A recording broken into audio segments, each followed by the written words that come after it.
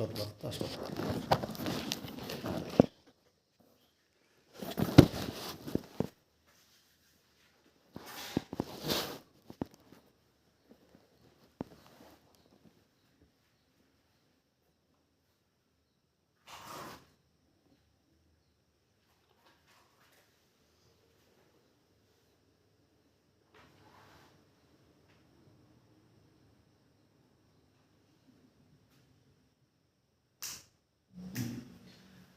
So ಇವತ್ತು ಸ್ವಲ್ಪ ಬ್ಯಾಂಕ್ಗಳ ಬಗ್ಗೆ ಮಾತನಾಡುವ. ಇಲ್ಲಿ ಒಂದು ಕ್ವಶನ್ಸ್ ಇರುತ್ತೆ. ಈ ಬ್ಯಾಂಕು ಅಂತಕ್ಕಂಥದ್ದು ಏನು ಅಂದರೆ ಎಕನಾಮಿಕ್ಸ್ಗೆ ಸಂಬಂಧಪಟ್ಟಂಥದ್ದು. ಮತ್ತು ಇತ್ತೀಚೆಗೆ ಏನಾಗಿದೆ ಅಂದರೆ ಬಿಸ್ನೆಸ್ಗೆ ಏನು BBM MBM ಅಂತ MBA ಅಂತ ಹೇಳ್ತೀವಲ್ಲ, ಅಲ್ಲಿಗೆ ಸಂಬಂಧಪಟ್ಟಂಥದ್ದು ಆಗಿದೆ. ಮೂಲ ಎಕನಾಮಿಕ್ಸಿಂದ ಈ ಪದ ಬರುತ್ತೆ. ಹಾಗಾದರೆ ಈ ಬ್ಯಾಂಕ್ ಅಂದರೆ ಏನು ಅನ್ನೋ ವಿಚಾರ ಬಂದಾಗ ನಾವು ಇವತ್ತಿಗೂ ಸಹ ಅದು ಬ್ಯಾಂಕ್ ಅನ್ನೋದಕ್ಕೆ ಕನ್ನಡ ಪದವನ್ನು ಹುಡ್ಕೊಂಡಿಲ್ಲ. ಬ್ಯಾಂಕ್ ಅಂತಲೇ ಕನ್ನಡದಲ್ಲಿ ಇಂಗ್ಲೀಷ್ನಿಂದ ಕನ್ನಡಕ್ಕೆ ತರ್ಜುಮೆ ಮಾಡ್ಕೊಂಡಿದ್ದೀವಿ. ಬ್ಯಾಂಕ್ ಯಾರಿಗೂ ಸಹ ಕನ್ನಡ ಪದವನ್ನು ಬಳಸ್ತಿಲ್ಲ. ಬೇಕಾದ್ರೆ ಇದ್ದರೆ ಹೇಳ್ಬೋದು ಬ್ಯಾಂಕ್. ಅದನ್ನು ಕನ್ನಡದಲ್ಲಿ ಬರಿತೀವಿ ಬ್ಯಾಂಕ್ ಅಂತ. ಇದು ರೂಢಿ ಆಗಿಬಿಟ್ಟಿದೆ ನಮಗೆ. ಆದರೆ ಅರ್ಥೈಸ್ಕೊಳ್ಳೋದಾದ್ರೆ ಇಂಗ್ಲೀಷ್ನ ಅರ್ಥೈಸ್ಕೊತೀವಿ. ಇಂಗ್ಲೀಷೇ ಗೊತ್ತಿದ್ದದವರು ಬ್ಯಾಂಕ್ ಅನ್ನೋದು ಕನ್ನಡ ಪದ ಅಂದ್ಕೊಂಡು ಅವರು ಬ್ಯಾಂಕ್ ಅಂತಲೇ ಬರಿತಾ ಹೋಗ್ತಾರೆ. ಕನ್ನಡ ಅಕ್ಷರಗಳಲ್ಲಿ ಬ್ಯಾಂಕ್ ಅಂತ ಬರಿತಾ ಹೋಗ್ತಾರೆ. ವಿಚಿತ್ರ ಭಾಷೆಯ ವಿಚಾರಕ್ಕೆ ಬಂದಾಗ ಇದನ್ನು ಮಾತಾಡುವ. ಈ ಬ್ಯಾಂಕ್ ಅನ್ನೋ ಪದ ಎಲ್ಲಿ ಮೊದಲು ಬಂದದ್ದು ಅಂದರೆ ಬ್ಯಾಂಕ್, BANK, ಬ್ಯಾಂಕ್. ಇದನ್ನು ನಾವು ಕನ್ನಡದಲ್ಲಿ ಹೀಗೆ ಬರಿತೀವಿ, ಬ್ಯಾಂಕ್ ಅಥವಾ ಬ್ಯಾಂಕು.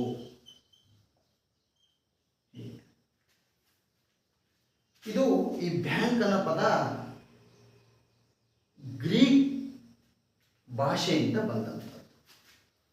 ಹಾಗಾದರೆ ಗ್ರೀಕ್ ಭಾಷೆಯಿಂದ ನೇರವಾಗಿ ಬಂತ? ಇಲ್ಲ. ಗ್ರೀಕ್ ಭಾಷೆಯಲ್ಲಿ ಇದನ್ನ ಬೆಂಚ್ ಅಂತ ಕರಿತಿದ್ರು. ಗ್ರೀಕ್ ಭಾಷೆಯಲ್ಲಿ ಈ ಪದವನ್ನ ಏನಂತ ಕರಿತಿದ್ರು? ಬೆಂಚ್ ಅಂತ ಕರಿತಿದ್ರು. ಏನು ಬೆಂಚ್ ಅಂದ್ರೆ ಏನು ನೋಡಿ, ಈಗಲೂ ಸಹ ನಾವು ಬೆಂಚ್ ಅಂತ ಕನ್ನಡದಲ್ಲಿ ಬಳಸ್ಕೊಳ್ತಾ ಇದ್ದೀವಿ.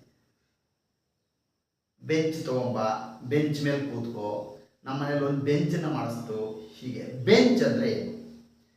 ಗ್ರೀಕರು ಹಿಂದೆ, ಎಷ್ಟು ಚೆನ್ನಾಗಿದೆ, ಗ್ರೀಕರು ಹಿಂದೆ ಶತಶತಮಾನಗಳ ಹಿಂದೆ ಬೆಂಚನ್ನು ಬಳಸ್ಕೊಂಡು ತಮ್ಮ ಲೇವೆದೇವೆಗಳನ್ನು ಮಾಡ್ತಾ ಇದ್ರು. ಲೇವೆದೇವಿ ಅಂದರೆ ಹಣವನ್ನು ಕೊಡೋದು ಮತ್ತು ತಗೊಳ್ಳೋದು. ಈ ಮಧ್ಯದಲ್ಲಿ ಯಾವುದೇ ರೀತಿಯಾದಂಥ ವಸ್ತು ಇರಲಿಲ್ಲ. ಈಗ ಇದು ಒಂದು ವಸ್ತು ಇದೆ, ಈ ವಸ್ತು ನನಗೆ ಅವಶ್ಯಕತೆ ಇದೆ, ಇದನ್ನು ನಾನು ಕೊಂಡ್ಕೋತೇನೆ, ಆಗ ಪರ್ಚೇಸ್ ಅಂತ ಕರಿತೇವೆ ಇಂಗ್ಲೀಷ್ನಲ್ಲಿ. ನೋಡಿ ಹೇಗಿದೆ, ಅವನು ಕೊಂಡ್ಕೋತೇನೆ ಪರ್ಚೇಸ್, ಅವನು ಅದನ್ನು ಮಾರಾಟ ಮಾಡ್ತಾನೆ ಸೇಲ್ಸ್ ಅಂತ ಕರಿತೇವೆ. ಈಗ ಸೇಲ್ಸ್ ಇಲ್ಲಿ ಪರ್ಚೇಸ್ ಮಾಡ್ತಕ್ಕಂಥವ್ರು ಇದ್ದಾರೆ, ಸೇಲ್ಸ್ ಮಾಡ್ತಕ್ಕಂಥವ್ರು ಇದ್ದಾರೆ, ಮತ್ತೆ ಮಧ್ಯದಲ್ಲಿ ನಮಗೆ ಆಬ್ಜೆಕ್ಟ್ ಇದೆ, ವಸ್ತು ಇದೆ. ಇದನ್ನು ನಾವು ಬಿಸ್ನೆಸ್ ಅಂತ ಕರಿತೇವೆ. ಕೊಂಡುಕೊಳ್ಳುವಿಕೆ, ಕೊಡುವುದು ಕೊಳ್ಳುವುದು ಅಂತ ಇದೆ. ಹಿಂದೆ ಈ ಬೆಂಚ್ನಲ್ಲಿ ಯಾವುದೇ ರೀತಿಯಾದಂಥ ವಸ್ತು ಇಲ್ಲ, ಯಾರಿಗೂ ಅವಶ್ಯಕತೆ ಇದೆ, ಹಣದ ಅವಶ್ಯಕತೆ, ಅವರಿಗೆ ಹಣವನ್ನು ಕೊಡೋದು, ಆಮೇಲೆ ಹಣವನ್ನು ಬಳಸಿಕೊಂಡದಕ್ಕೆ ಪ್ರತಿಫಲವಾಗಿ ಒಂದು ಅವಧಿಯ ನಂತರ ಅವರು ಇಂತಿಷ್ಟು ಹಣವನ್ನು ವಾಪಸ್ ಪಡ್ಕೊಳ್ಳೋದು.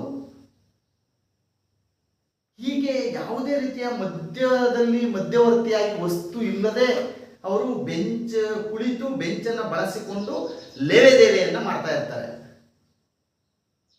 ಅಲ್ಲಿಗೆ ಆ ಪದ ಹಾಗೆ ಉಳ್ಕೊಂಡು ಬಂದು ಈಗಲೂ ನೋಡಿರ್ಬೋದು ನೀವು. ಕೆಲವು ಸೇಟುಗಳು ಏನು ಮಾಡ್ತಾರೆ ಅಂದರೆ ದೊಡ್ಡ ಇಡೀ ಅವರ ಆಫೀಸ್ ತುಂಬ ದೊಡ್ಡದಾದಂಥ ಮೆತ್ತನಾದ ಒಂದು ಹಾಸಿಗೆಯನ್ನು ಹಾಸ್ಕೊಂಡಿರ್ತಾರೆ. ಮುಂದೆ ಈ ಥರ ಇರ್ತಕ್ಕಂಥ ಒಂದು 75 ಡಿಗ್ರಿ ಇರ್ತಕ್ಕಂಥ ಒಂದು ಟೇಬಲ್ ಮಾಡಿಕೊಟ್ಟಿರ್ತಾರೆ. ಆ ಟೇಬಲ್ ಮೇಲೆ ತಮ್ಮ ಎಲ್ಲ ಪುಸ್ತಕಗಳನ್ನ ಇಟ್ಕೊಂಡು ಲೇವೆದೇವೆ ವ್ಯವಹಾರ ಮಾಡ್ತಿರ್ತಾರೆ. ಅಡವಿಗಿಟ್ಟು ಬರೆದಿರ್ತಾರೆ ಅಲ್ಲಿ ಪಾನ್ ಬ್ರೋಕರ್ಸ್ ಅಂತೇಳಿ. ಲೇವೆದೇವಿಯನ್ನು ಮಾಡೋದು. ಈ ಲೇವೆದೇವಿ ಮಾಡ್ತಕ್ಕಂಥದ್ದು ಹಾಗೆ ಬಳಕೆ ಆಗ್ತಾ ಏನಾಗುತ್ತೆ ಅಂದರೆ ಈ ಬೆಂಚ್ ಅನ್ನೋ ಪದ ಬ್ಯಾಂಕ್ ಆಗಿ ಬಂದುಬಿಡುತ್ತೆ. ತೆಗೆದುಕೊಳ್ಳುವುದು. ಅಲ್ಲಿ ಯಾವುದೇ ವಸ್ತುವಿನ ಮಧ್ಯವರ್ತಿಕೆ ಇಲ್ಲ. ಅದಕ್ಕೆ ಕೆಲವು ನಿಯಮಗಳನ್ನು ರೂಪಿಸ್ಕೊಳ್ತಾ ಹೋಗ್ತಾರೆ. ಅವರ ಗುರುತು, ಅವ್ರು ಕೊಟ್ಟಂತ ಹಣ, ಅವರಿಗೆ ಅವಧಿ, ಅದಕ್ಕೆ ಪ್ರತಿಫಲವಾಗಿ ಏನು ಕೊಡಬೇಕು. ನೋಡಿ, ನೀವು ಕೊಟ್ಟಂತಹ ಹಣವನ್ನು ನಾನು ನನ್ನ ಉಪಯೋಗಕ್ಕಾಗಿ ಎಷ್ಟು ಅವಧಿಯವರೆಗೆ ಬಳಸಿಕೊಳ್ಳುತ್ತೇನೆಯೋ ಆ ಬಳಸಿಕೊಂಡದಕ್ಕೆ ಪ್ರತಿಫಲವಾಗಿ ನಿಮಗೆ ವಾಪಸ್ ಮಾಡುವಂತಹ ನೀವು ಕೊಟ್ಟ ಹಣಕ್ಕಿಂತ ಹೆಚ್ಚುವರಿ ಹಣವನ್ನು ನಾನು ಕೊಟ್ಟರೆ ಅದನ್ನು ಬಡ್ಡಿ ಅಂತ ತೀರ್ಮಾನ ಮಾಡೋದು. ಇಂಟ್ರೆಸ್ಟ್ ಅರ್ಥ ಆಗ್ತಿದೆ? ಸೊ ಇಲ್ಲಿ ಕ್ರಿಯೇಟ್ ಆಯಿತು. ಇದನ್ನೇ ಏನು ಮಾಡೋದು, ಕನ್ಸಿಡರ್ ಮಾಡಿ ಇಟ್ ಈಸ್ ದ ನೀವು ಕೊಟ್ಟಂತಹ ಹಣ ಏನಿದೆ ಪ್ರಿನ್ಸಿಪಲ್ ಅಮೌಂಟ್, ಅಸಲು ಅಂತ ಕರೆದರು. ಈ ಅಸಲನ್ನ ಒಬ್ಬ ವ್ಯಕ್ತಿ ತಗೋತಾನೆ, ತಗೊಂಡು ಉತ್ಪಾದನೆಗೆ ಹಾಕ್ತಾನೆ. ಅದನ್ನ 3 ತಿಂಗಳು, 4 ತಿಂಗಳು, 5 ತಿಂಗಳು, 1 ವರ್ಷದವರೆಗೆ ಅವನಲ್ಲಿದ್ದಂಥ ಎಕ್ಸ್ ಅಥವಾ ಎ ಯಾರ ಹತ್ರನೋ ಇದ್ದಂಥ ಹಣವನ್ನ ಬಿ ಅಂತಕ್ಕಂಥವನು ಪಡ್ಕೊಂಡು ಉತ್ಪಾದನೆಗೆ ಹಾಕಿ ಆತನಲ್ಲಿದ್ದ ಹಣವನ್ನ ತಾನು ಬಳಕೆ ಮಾಡಿಕೊಂಡದ್ದಕ್ಕೆ ಒಂದು ನಿರ್ದಿಷ್ಟ ಅವಧಿಯ ನಂತರ ಆತನಿಗೆ ನಿರ್ದಿಷ್ಟಪಡಿಸಿದ ಹೆಚ್ಚುವರಿ ಹಣವನ್ನು ವಾಪಸ್ ಮಾಡ್ತಾನೆ. ಈ ಹೆಚ್ಚುವರಿ ಹಣವೇ ಹಣವನ್ನು ಕೊಟ್ಟವನಿಗೆ ಬಡ್ಡಿಯಾಗಿ ನಿರ್ಣಯ ಆಗುತ್ತೆ, ಅಥವಾ ತಾನು ಕೊಟ್ಟಂತ ಹಣಕ್ಕೆ ಪ್ರತಿಫಲವಾಗಿ ಬಂದಂತೆ ಹೆಚ್ಚುವರಿ ಹಣ ಆಗುತ್ತೆ. ಪ್ರತಿಯೊಬ್ಬನು ಅಷ್ಟೇ. ಒಬ್ಬ ಭಕ್ತ ಪೂಜೆ ಮಾಡ್ತಾನೆ, ಪ್ರತಿಫಲ ಏನು ಮಾಡ್ತಾನೆ, ಏನೇನೋ ಬೇಡ್ತಾನೆ. ಒಬ್ಬ ರೈತ ಉಳುಮೆ ಮಾಡ್ತಾನೆ, ಪ್ರತಿಫಲವಾಗಿ ಏನು ಮಾಡ್ತಾನೆ, ಬೆಳೆ ತೆಗಿತಾನೆ. ಒಬ್ಬ ಕಾರ್ಮಿಕ ಬೆವರನ್ನು ಸುರಿಸ್ತಾನೆ, ಪ್ರತಿಫಲವಾಗಿ ಏನು ಕೇಳ್ತಾನೆ, ಕೂಲಿಯನ್ನು ಕೇಳ್ತಾನೆ. ನೋಡಿ ಎಷ್ಟು ಚೆನ್ನಾಗಿದೆ. ಸೊ ಹೀಗಾಗಿ ಯಾರಲ್ಲೋ ಇರುವಂತಹ ಹಣ ಯಾರಿಗೋ ಬಂದು ಉತ್ಪಾದನೆಗೆ ತೊಡಗಿ ಆ ಹಣವನ್ನು ಬಳಸಿಕೊಂಡದ್ದಕ್ಕೆ ನಿರ್ದಿಷ್ಟ ಅವಧಿಗೆ ನಿರ್ದಿಷ್ಟ ಮಟ್ಟದಲ್ಲಿ ಹೆಚ್ಚುವರಿಯಾಗಿ ವಾಪಸ್ ಕೊಡ್ತಕ್ಕಂಥದ್ದನ್ನ ಬಡ್ಡಿ ಅಂತ ತೀರ್ಮಾನ ಮಾಡ್ಕೋತಾರೆ. ಕೊಟ್ಟಂತಹ ಮೂಲ ಹಣವನ್ನು ಅಸಲು ಅಂತ ತೀರ್ಮಾನ ಮಾಡ್ತಾರೆ.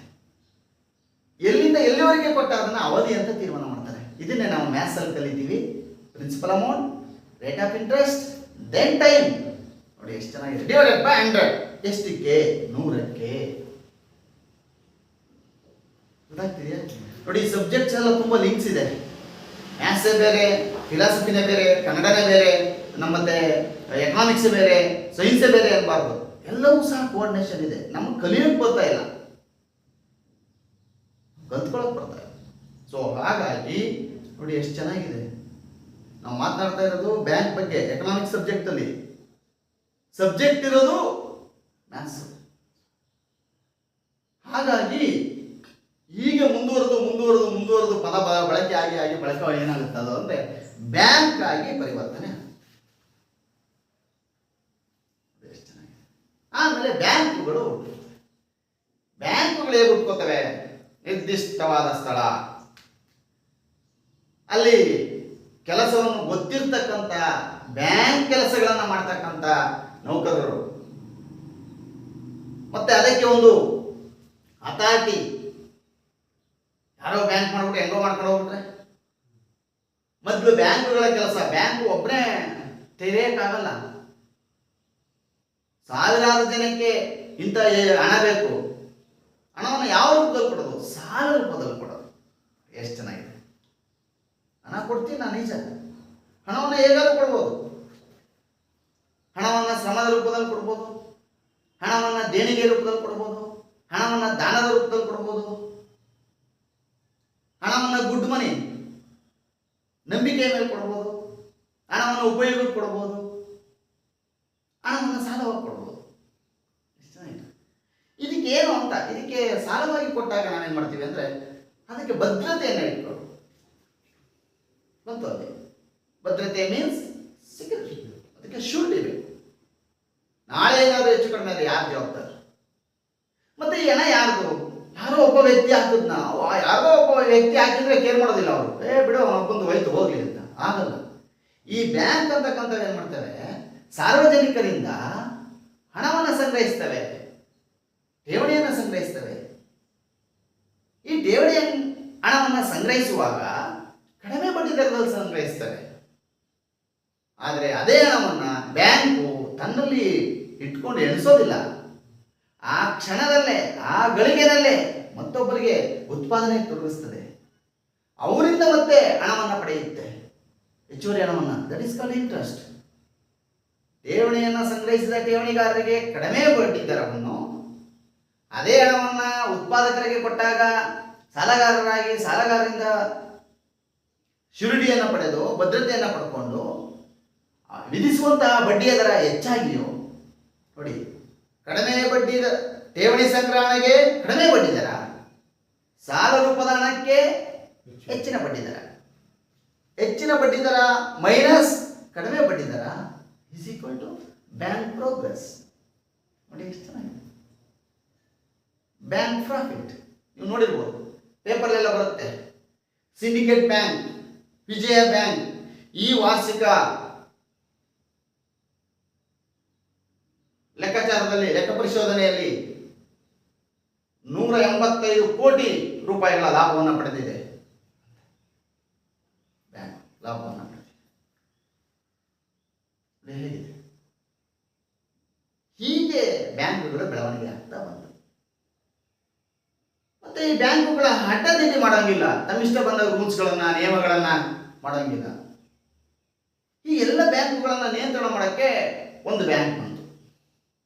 ಎಲ್ಲ ಬ್ಯಾಂಕುಗಳು ನನ್ನ ಅಡಿಯಲ್ಲಿರಬೇಕು, ನಾನು ನಿಯಮವನ್ನು ಏನು ಮಾಡ್ತೇನೆ ಆ ರೀತಿಯಲ್ಲಿ ನಡೀಬೇಕು ಅನ್ನೋದಕ್ಕೆ ಒಂದು ಬ್ಯಾಂಕ್ ಬಂತು. ಆ ಬ್ಯಾಂಕು ಯಾರಿಂದ ಸ್ಥಾಪನೆ ಆಯಿತು ಅಂದರೆ ದೇಶದ ವತಿಯಿಂದ ಸ್ಥಾಪನೆ ಆಯಿತು. ಪ್ರತಿಯೊಂದು ದೇಶದಲ್ಲಿಯೂ ಸಹ ಒಂದು ಬ್ಯಾಂಕ್ ಬಂತು, ನಿರ್ದಿಷ್ಟವಾದಂಥ ಬ್ಯಾಂಕ್. ಈ ಪ್ರತಿಯೊಂದು ದೇಶದಲ್ಲೂ ಬಂದಂತಹ ನಿರ್ದಿಷ್ಟ ಬ್ಯಾಂಕುಗಳನ್ನೇ ನಾವು ರಿಸರ್ವ್ ಬ್ಯಾಂಕ್ ಅಂತ ಕರೀತೀವಿ. RBI ಅಂತ ಕರೆದು ಇಂಡಿಯನ್ ಬ್ಯಾಂಕ್ ಅನ್ನ. ಪ್ರತಿಯೊಂದು ದೇಶದಲ್ಲಿಯೂ ಸಹ ಕಂಡು ಬರ್ತವೆಯೋ ಆ ಬ್ಯಾಂಕುಗಳನ್ನು ನಾವು ರಿಸರ್ವ್ ಬ್ಯಾಂಕ್ ಅಂತ ಕರೆದು. ರಿಸರ್ವ್ ಬ್ಯಾಂಕ್ ಆಫ್ ಇಂಡಿಯಾ ಅಂತ ಹೇಳ್ತೀವಿ. ರಿಸರ್ವ್ ಬ್ಯಾಂಕ್ ಆಫ್ ಇಂಡಿಯಾ ಅಂತ ತಕ್ಷಣ ಇಂಡಿಯನ್ ಆರ್ಮಿ ಅಂತ ತಕ್ಷಣ ಇಂಡಿಯನ್ ಆರ್ಮಿಗೆ ಆಯ್ತು. ಆರ್ಮಿ ಅಂತ ತಕ್ಷಣ ಗೊತ್ತಾಯ್ತಿದೆ. ಹಿಂಗೆ ಕ್ವಶನ್ಸ್ ಕೇಳೋದು ಪ್ರಶ್ನೆ. ಪ್ರತಿಯೊಂದು ದೇಶದಲ್ಲಿಯೂ ಸಹ ಆಯಾ ದೇಶದ ಬ್ಯಾಂಕ್ಗಳನ್ನ ನಿಯಂತ್ರಣ ಮಾಡಕ್ಕೆ ಒಂದು ಬ್ಯಾಂಕ್ಗಳು ಬಂದು ದೇಶದ ವತಿಯಿಂದ, ಅವುಗಳನ್ನು ನಾವು ರಿಸರ್ವ್ ಬ್ಯಾಂಕ್ ಅಂತ ಕರೀತೀವಿ. ನಮ್ಮಲ್ಲಿ ಒಂದು ರಿಸರ್ವ್ ಬ್ಯಾಂಕ್ ಇದೆ. ಈಗ ಹೇಳಿ, ಆ ಬ್ಯಾಂಕ್ಗೆ RBI, reserve bank of India ನೋಡಿ ಹೆಂಗಿದೆ.